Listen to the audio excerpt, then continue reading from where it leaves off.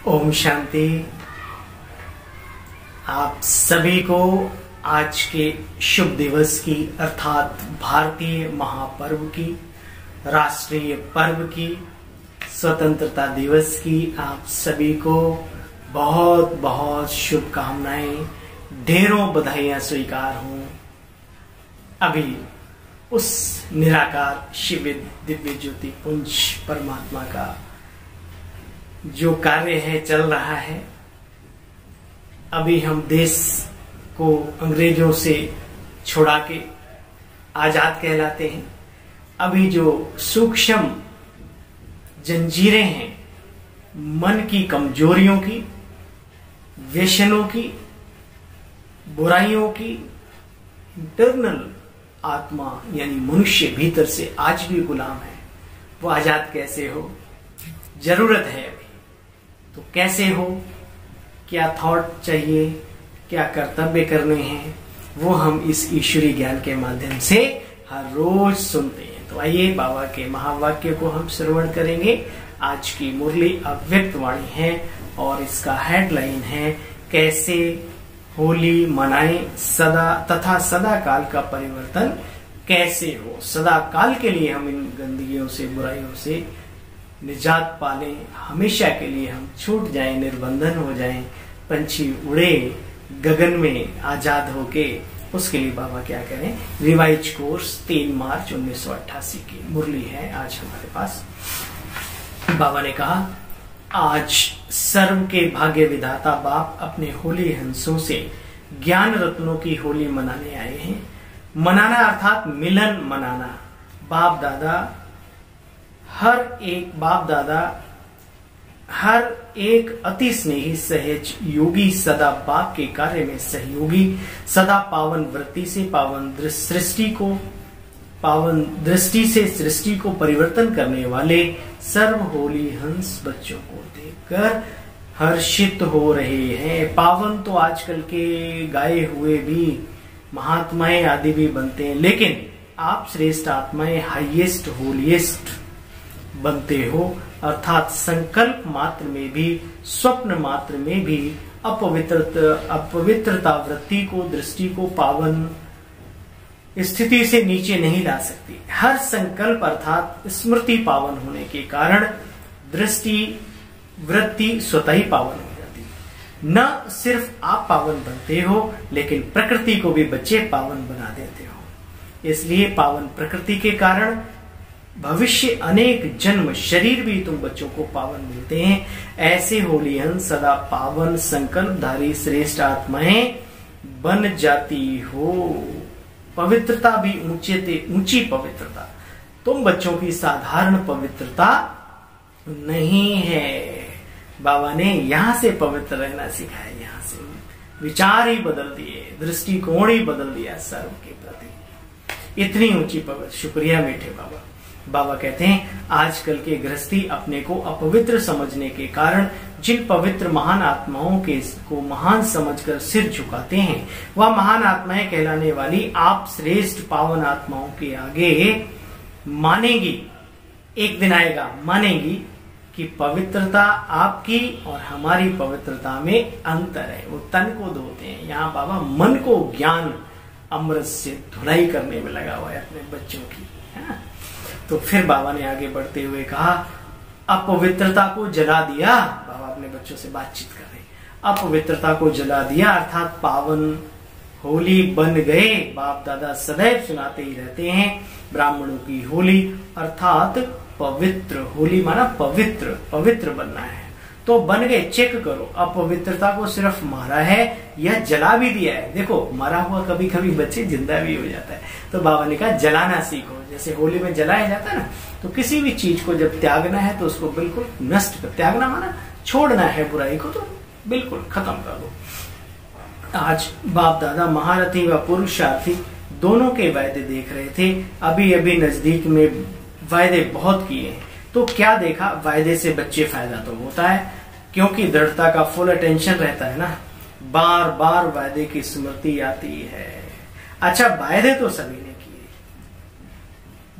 बीती को बीती कर अब तक जो हुआ अपने प्रति औरों के प्रति सर्व को समाप्त कर परिवर्तन करेंगे।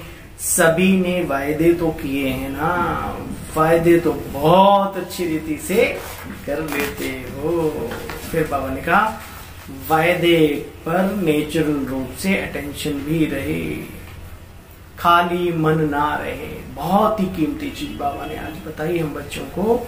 जैसे देखो बच्चे खाली स्थान रहता है, उसको अच्छे रूप से अगर यूज नहीं करते, खाली स्थान में किचड़ा मच्छर आदि स्वतः ही पैदा हो जाते हैं, क्योंकि वायुमंडल में धूल मिट्टी सब कुछ आदि है ही है।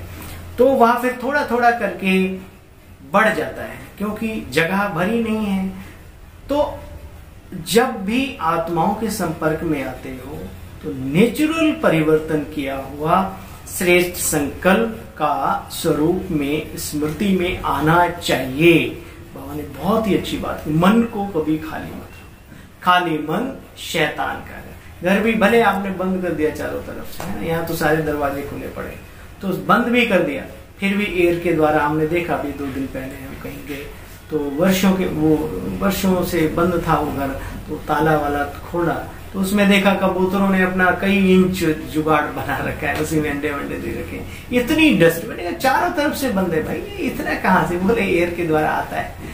तो ये बहुत जरूरी, जैसे वहां हम रोज अपने घर की सफाई करते ना, कोई ऐसा व्यक्ति नहीं जहाँ रहता हो, जो चीजें पहनता हो, जहाँ है ना, उसको साफ सुफ तो करते ही है, तभी तो साफ रहता। रोज करते हैं, रोज शरीर को रोज स्नान कराते हैं, ऐसे घर को रोज झाड़ू पोछा ये सब लगाते, कपड़ों को।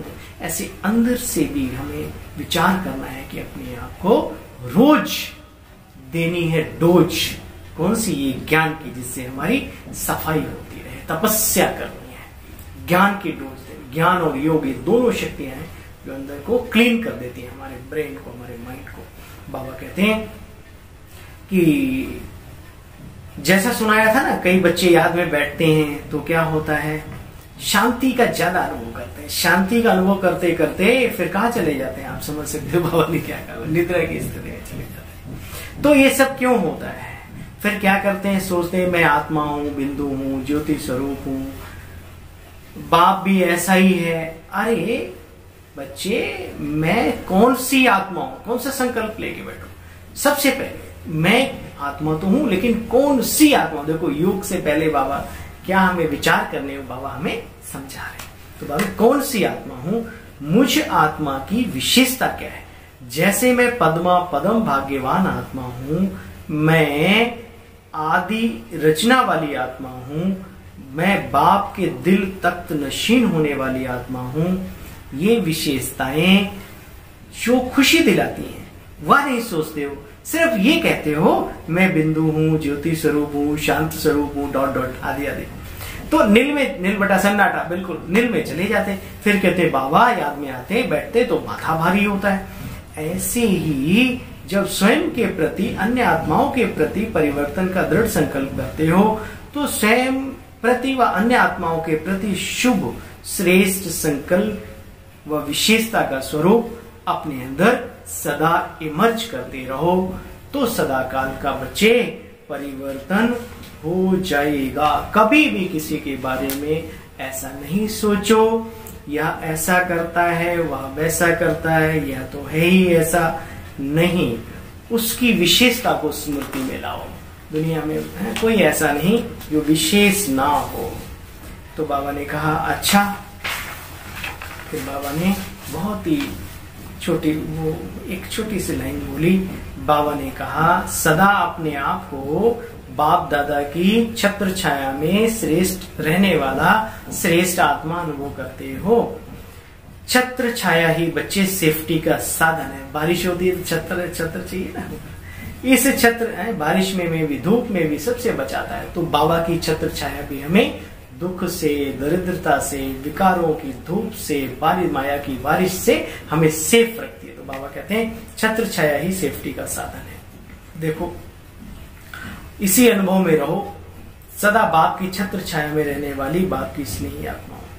अपने को बाप दादा की नजरों में समाई हुई आत्मा अनुभव करते हो। जो करते हैं अपने को स्मृति से इससे आगे बढ़ाते रहो। अब करो, आगे बढ़ाते रहो। सदा इसी नशे में रहो, मैं नूरे रत्न आत्मा। आज का सुमान, आज का तो क्या लाइफ टाइम याद रखो, मैं प्रभु का नूर, नूरे रतन हूं। नूरे रतन, नूर है ना। अच्छा, बाबा ने नमस्ते किया सबको। सदा हर सेकंड बाप द्वारा वरदान की मुबारक लेने वाले, सदा हर ब्राह्मण द्वारा शुभ भावना की मुबारक देने वाले, सदा अति श्रेष्ठ पावन आत्माओं को, देखो भगवान क्या कह रहा है, सदा अति श्रेष्ठ पावन आत्माओं को, सदा रंग में रंगी हुई, प्रभु रंग में रंगी हुई आत्माओं को, सदा बाप से मिलन मनाने वाली आत्माओं को बाप दादा का याद प्यार और नमस्ते। हम सब रूहानी बच्चों की, रूहानी बाबा बाप दादा आपको नमस्ते नमस्ते नमस्ते। ओम शांति। वरदान है आज का, अपनी लौकिक रूहानी वृत्ति द्वारा सर्व आत्माओं पर अपना प्रभाव डालने वाले मास्टर ज्ञान सूर्य भव।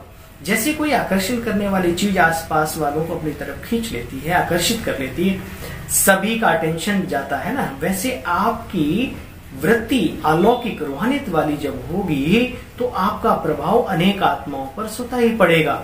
अलौकिक वृत्ति अर्थात न्यारे और प्यारेपन की स्थिति अनेक आत्माओं को आकर्षित करती ही करती है। ऐसी अलौकिक शक्तिशाली आत्माएं मास्टर ज्ञान सूर्य बन अपना प्रकाश चारों ओर फैलाती है। स्लोगन, सदा स्वमान की सीट पर स्थित रहो तो सर्व शक्तियां आपका ऑर्डर मानती रहेंगी। लेकिन कब?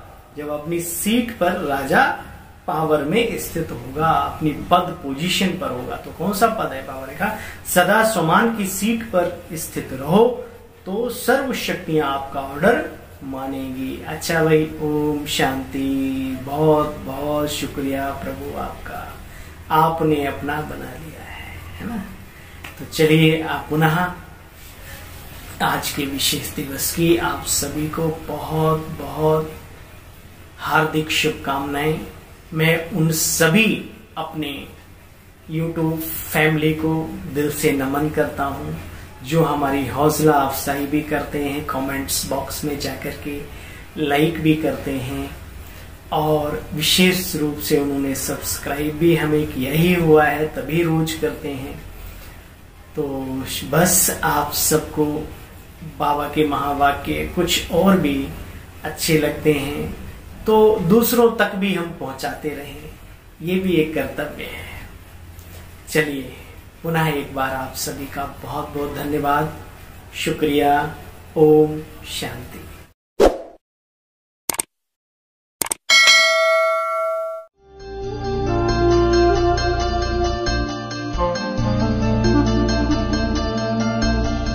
झलक तुम्हारी ओ प्यारे भगवन।